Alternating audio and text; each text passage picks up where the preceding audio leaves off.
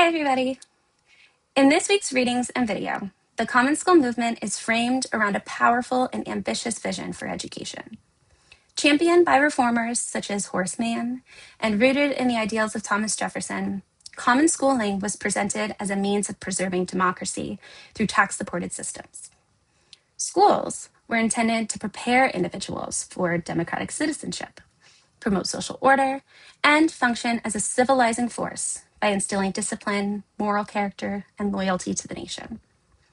Through a common curriculum and a shared educational experience, reformers believed schooling could foster national unity, reduce social conflict, and serve as an equalizing force within a rapidly changing society.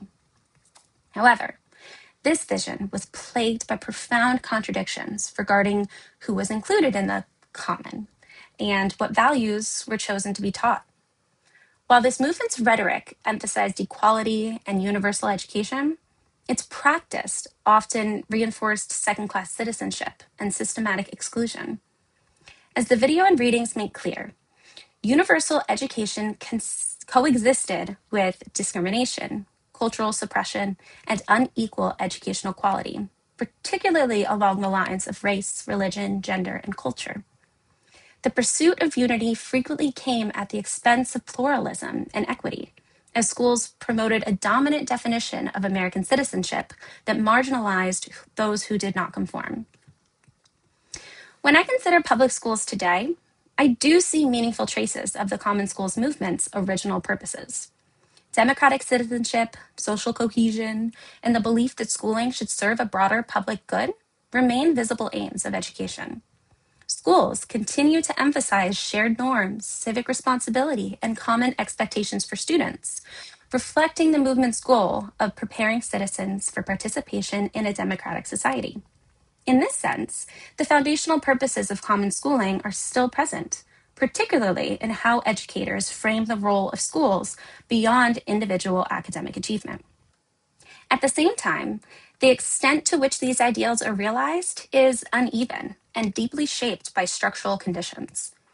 In my 9 years teaching at the elementary level, including 6 years in inner city low performing schools and 3 years in higher performing schools serving large immigrant populations, I've seen teachers intentionally foster student voice, shared norms, and civic responsibility within their classrooms.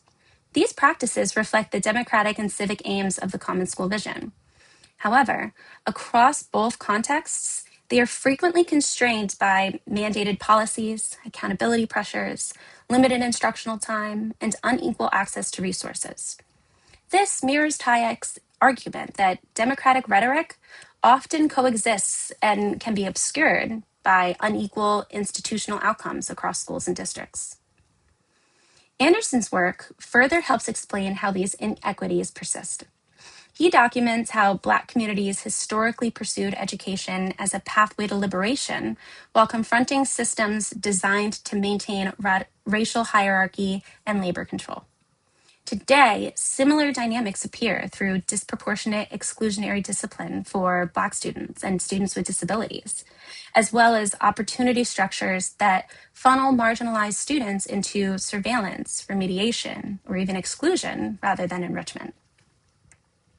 Finally, the Common School's emphasis on unity through Americanization continues to shape schooling in ways that complicate belonging.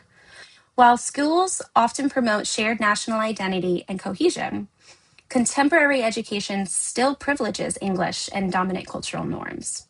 Policies such as English-only instruction and the dismantling of bilingual education, they function as modern assimilation tools, and programs that center students' home languages and cultures remain the exception rather than the norm. Taken together, this suggests that while the purposes of the Common School movement remain embedded in the language and aspirations of public education, the contradictions and inequities that accompany those ideals continue to shape how they are enacted today.